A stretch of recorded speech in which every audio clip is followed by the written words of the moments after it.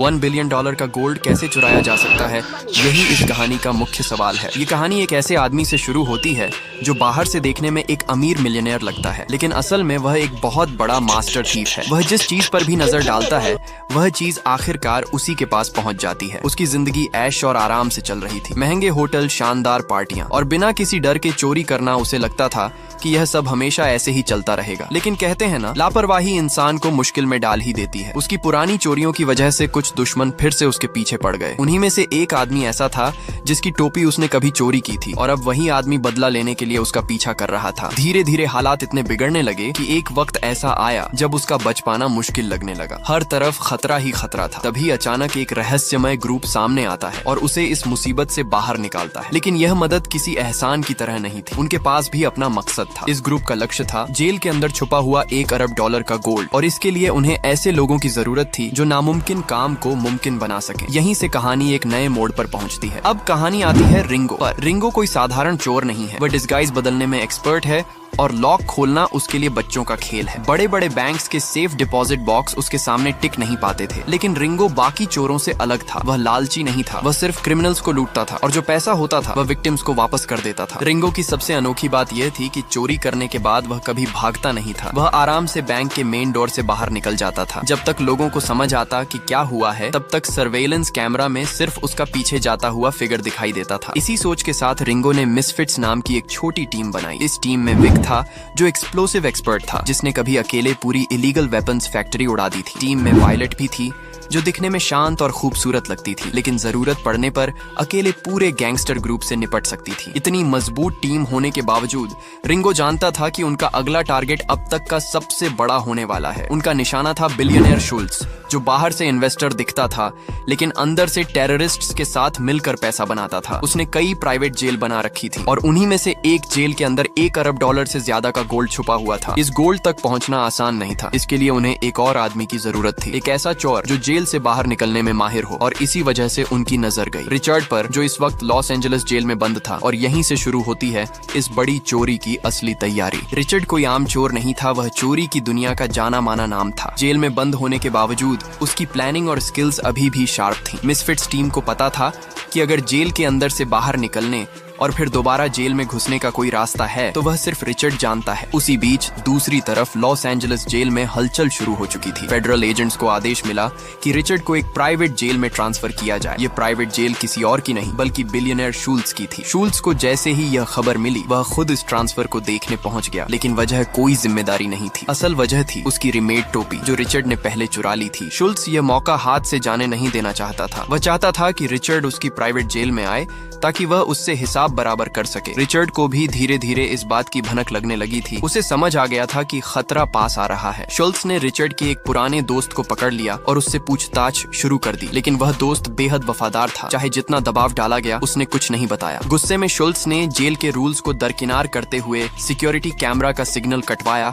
और अपने आदमी से टॉर्चर करवाया। आखिरकार शुल्ट्ज को रिचर्ड की लोकेशन मिल ही गई। उधर रिचर्ड को अभी तक अंदाजा नहीं था कि उस पर नजर रखी जा रही है। जेल से बाहर निकलते ही उसने एक नया टारगेट चुन लिया। उसके सामने एक अरबपति बैठा था जिसके पास pure gold platinum diamond watch थी। रिचर्ड ने बातचीत शुरू करने की कोशिश की, लेकिन सामने वाले ने कोई ध्यान नहीं दिया। रिचर्ड ने चालाकी से उस आदमी पर ड्रिंक गिराने का नाटक किया और कपड़े साफ करने के बहाने कुछ ही सेकंड में उसकी कीमती वॉच चुरा ली। उसे लगा कि आज भी काम आसान रहा, लेकिन तभी हालात पलट गए। गार्ड्स ने उसे पकड़ लिया और पता चला कि वह आदमी कोई और नहीं बल्कि मशहूर प्रिंस एल हाली था। रिचर्ड को उसकी गलती की भारी कीमत चुकानी पड़ी। गार्ड्स ने उसे बुरी तरह पीटा, लेकिन रिचर्ड ने सब कुछ पहले से सोच रखा था। मार खाने से पहले ही वह रूम कार्ड चुपचाप दूसरी जगह छिपा चुका था। मौका मिलते ही वह प्रिंस के रूम में घुसा और वहां से करीब $1 मिलियन की वॉच ले उड़ा। जब वह निकलने ही वाला था तभी प्रिंस वापस कमरे में आ गया। गार्ड्स ने पूरे रूम की तलाशी ली, लेकिन उन्हें पता नहीं था कि रिचर्ड सिर्फ एक दीवार की दूरी पर छिपा हुआ है। मौका मिलते ही रिचर्ड लिफ्ट में घुस गया और खुद को सुरक्षित समझने लगा, लेकिन किस्मत ने यहाँ भी खेल खेला। जैसे ही वह कार में बैठा सामने वही प्रिंस आ गया, लेकिन ये असली प्रिंस नहीं था बल्कि मिसफिट्स टीम का ही एक मेंबर था जो डिस्गाइज में था। यही वही आदमी था जो टीम का बेस्ट ड्राइवर था। अब रिचर्ड को समझ आ गया कि उसे फंसाया गया है। मिसफिट्स टीम उसे सीधे अपने हाइड आउट लेकर गई जहाँ रिंगो पहले से मौजूद था। सामने पूरी पूरी टीम को देखकर रिचर्ड को एहसास हो गया कि वह चोरन की मांद में आ चुका है। रिंगो ने उसे साफ शब्दों में बताया कि उनका असली टारगेट शुल्स की प्राइवेट जेल में रखा $1 अरब का गोल्ड है और इसके लिए उन्हें रिचर्ड की जरूरत है। रिचर्ड ने पहले मना कर दिया, लेकिन शुल्स के हाथ लगने का डर उससे कहीं बड़ा था। थोड़ी सोच विचार के बाद रिचर्ड ने टीम के साथ जाने का फैसला किया और इसी के साथ कहानी एक और खतरनाक मोड़ पर पहुंच जाती है। रिचर्ड जब मिसफिट्स टीम के साथ जाने के लिए तैयार हुआ तब भी उसके मन में साफ था कि वह यह काम सिर्फ अपने फायदे के लिए कर रहा है। उसे लगता था कि बस गोल्ड चुराना है और फिर अलग हो जाना है। लेकिन रिंगो की प्लानिंग इतनी सीधी नहीं थी। रास्ते में रिंगो ने रिचर्ड को पूरा प्लान समझाया। शुल्स की प्राइवेट जेल में रखे गोल्ड को चुराना जितना आसान लगता है उतना है नहीं। जेल के अंदर सिक्योरिटी कई स्तरों पर थी, गार्ड्स, कैमरास, अलार्म्स और हर छोटी गतिविधि पर नजर रखने वाला सिस्टम। रिंगो जानता था कि बिना अंदर की मदद यह काम नामुमकिन है। रिचर्ड को यह प्लान सुनकर एक्साइटमेंट तो हुई, लेकिन साथ ही खतरे का एहसास भी हुआ। उसे समझ आ गया था कि यह सिर्फ एक चोरी नहीं बल्कि जान जोखिम में डालने वाला मिशन है। इसी बीच शुल्स को भी भनक लग चुकी थी कि रिचर्ड उसकी पहुंच से दूर जा चुका है। वह गुस्से में था और उसे पकड़ने के लिए अपने लोगों को हर तरफ लगा चुका था। मिसफिट्स टीम बिना रुके आगे बढ़ती रही और अबू धाबी पहुंची। रिचर्ड का मन अभी भी डगमगा रहा था। वह चाहता था कि इस झंझट से दूर निकल जाए, इसलिए एयरपोर्ट से बाहर निकलते ही वह अलग हो गया और अपनी मस्ती में डूबने का फैसला किया। अबू धाबी की चमक दमक, लग्जरी कार्स और बड़ी पार्टियों में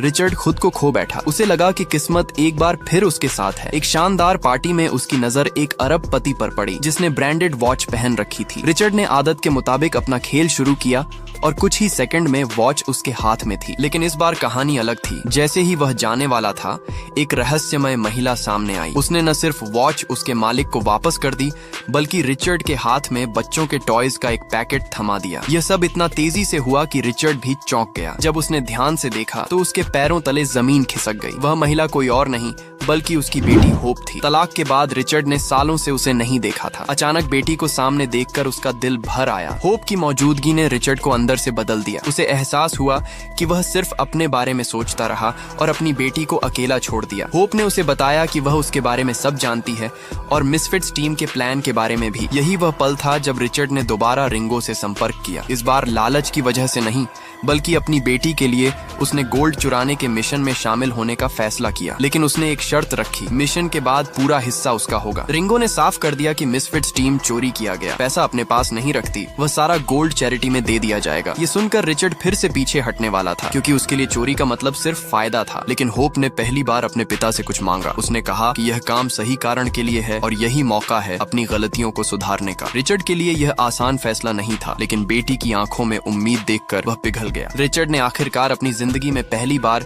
बिना फायदे के किसी काम के लिए हाँ कहा और यहीं से गोल्ड चोरी का असली मिशन शुरू हुआ। मिशन शुरू करने से पहले सबसे जरूरी था ये पता लगाना कि गोल्ड आखिर रखा कहाँ गया है। शुल्स की प्राइवेट जेल बाहर से जितनी साधारण दिखती थी, अंदर से उतनी ही खतरनाक थी। चारों तरफ गार्ड्स, कैमरास और स्ट्रिक्ट रूटीन था। एक छोटी सी गलती पूरी टीम को फंसा सकती थी। जब बाकी मेंबर्स प्लान पर काम कर रहे थे, उसी दौरान रिचर्ड और होप को एक दूसरे के साथ